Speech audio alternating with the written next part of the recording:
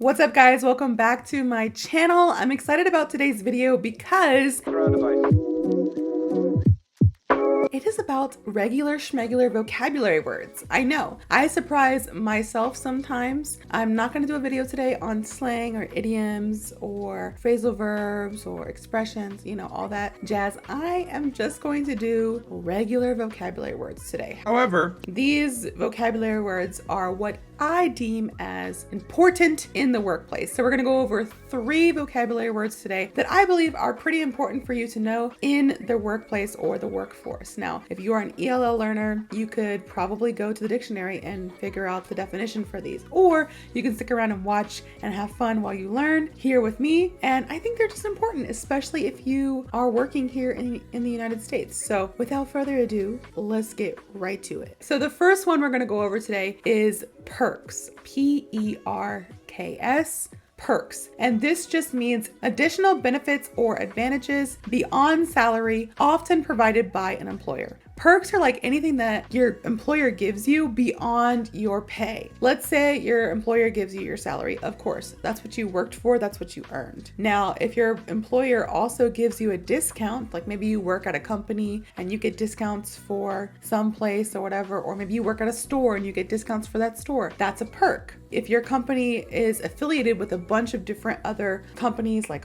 or hotels or airlines or theme parks or something like that, and you get discounts, that's a perk. If your company gives you really good health insurance and you don't have to pay that much money, that's a perk. So it's anything that's like advantages or beneficial to you above your salary that your employer gives to you. I'll give like a personal example and then I'll give an actual sentence example. So an example of this is at the time of this recording, over the weekend, my family and I went to the aquarium. And if you guys don't know, the Georgia aquarium is huge. It's one of the biggest ones in the world. And it's pretty expensive too, especially for a family of 4 to go, you know, and have a full day enjoying the aquarium. And so I was fully prepared to pay a decent amount of money in order for this to happen. And then I just thought, I remember seeing an email from my company, you know, earlier this year talking about different perks that we had now. So I just go and I find the email and I type in Georgia Aquarium and I'm looking, and sure enough,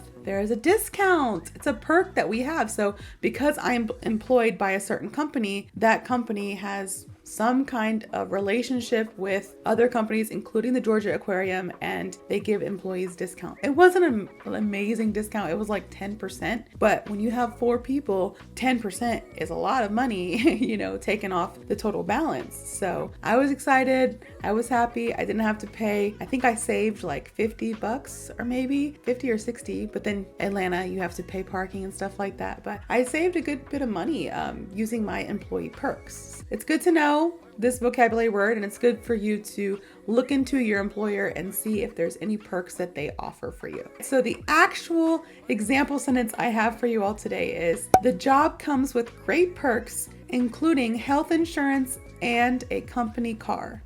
The job comes with great perks, including health insurance and a company car. So again, the word is perks, and it just means additional benefits or advantages that goes beyond your salary or whatever your employer usually gives you, which typically, you know, is your salary. Either it's hourly salary, which you get paid by the hour, or maybe yearly or something like that. A perk is just something that goes beyond the actual money that you earn. This is gonna be a little bit of a shorter video today, but 3 vocabulary words. The next one is thrive, and this just means to grow, develop, or be successful vigorously. Vigorously meaning you are growing, you are like being amazing, you are doing your job, you are thriving, you are living your best life vigorously. You thrive.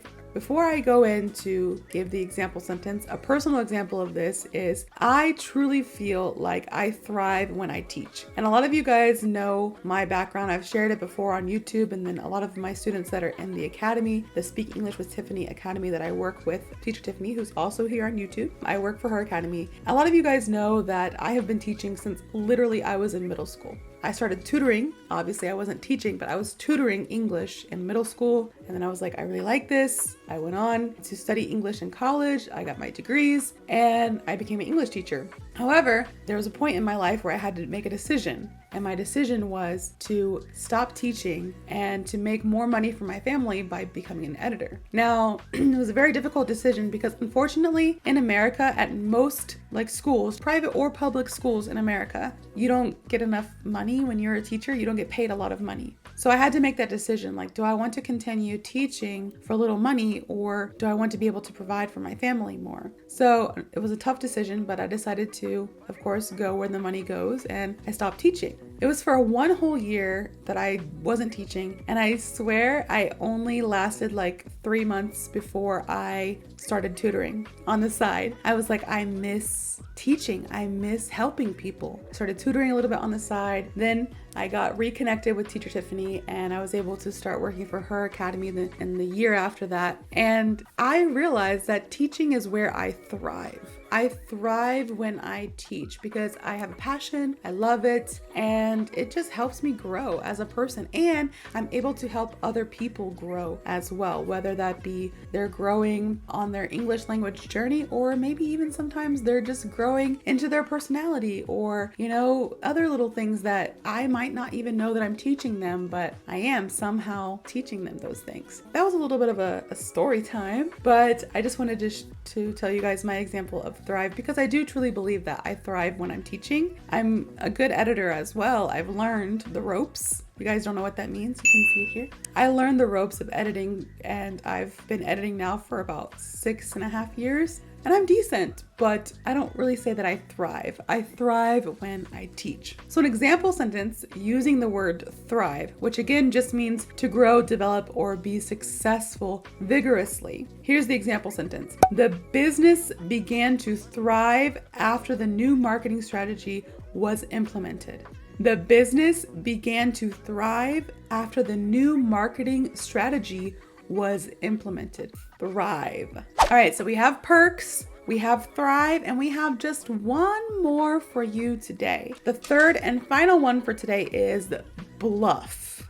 And I was really wondering if I should put this one in because I'm like, does it really have a lot to do with the workplace? And some people will say yes, some people will say no, because some people say, oh, bluffing is more for if you're gambling or you're playing some kind of game, you want to bluff. But it happens more often than not in the workplace. All right, so let's get into the definition. The definition of bluff just means to deceive or mislead someone by presenting a false front, often in a game or negotiation.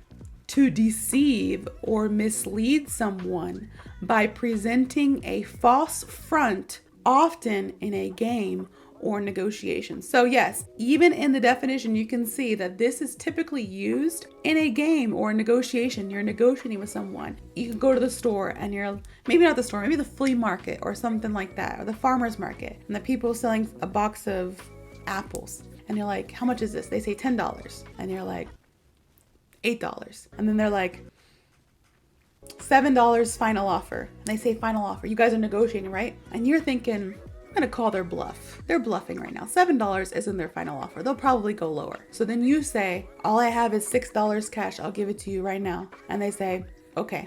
You called their bluff. They were bluffing, right? They were like, I'm gonna get $7 out of this person, so let me try $7. But in reality, they took it for $6. So that was just a little example of how you can do it in negotiation. But bluff, when you're playing a game, is actually really common, especially if you're playing a card game or something. You don't want anybody to know what's in your hands. My family, we love Uno, and we don't want them to know that we're about to hit them with that draw 4. We don't want them to know that. So we're just sitting here like, I love you so much, my beautiful sister-in-law. Kabam!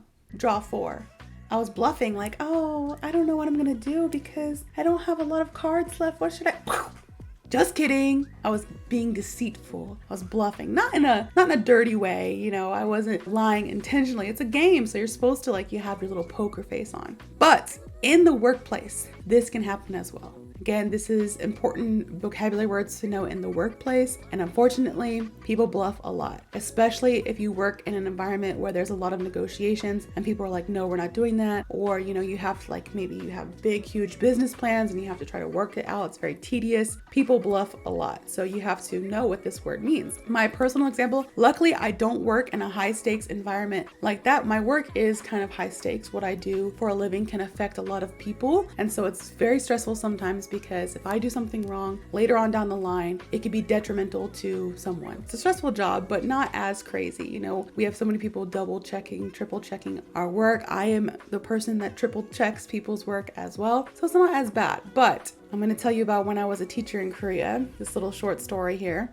I got a new job and I was living in Suwon and I wanted to move to Busan. So I got a new job in Busan and I moved there. I was like, this is amazing, new city, new me. I was recently divorced or separated at the time. And I was like, this is going to be amazing. A month goes by. I realize my employer has my passport still. And I'm like asking her like, hey, have you updated my visa? Like what's going on? Where's my passport? Blah, blah, blah. And she was like, oh yeah, I sent it into the immigration center. They're doing everything. And I was very naive too, because before that, I didn't know how the process really went. My ex-husband's family kind of helped me with all the visa documents I needed. So this was kind of like my first time, even though I had been living in Korea for quite a while. So I was very naive. I was young too. So I just trusted her. And then another couple weeks go by, I still never received my salary. Like I was like 3 weeks late on my salary. They pay you once a month. So I was like 3 weeks late on my salary. Didn't have my passport. Korean holiday was coming up and I was like, hey, I want to travel for this holiday, but I don't have my passport and I don't have my money. Like you haven't paid me. What's going on? And she was like, oh, I got your passport back, and she gives it to me. And she was like, you can travel. And I'm like, okay, well, are you going to pay me? And she's like, yeah, I'll pay you. She's like, I'll pay you tomorrow morning as soon as I get to the bank. And I was like, okay, good. It was like the day before vacation. I looked through my passport. I saw that there was nothing about a visa, nothing updated.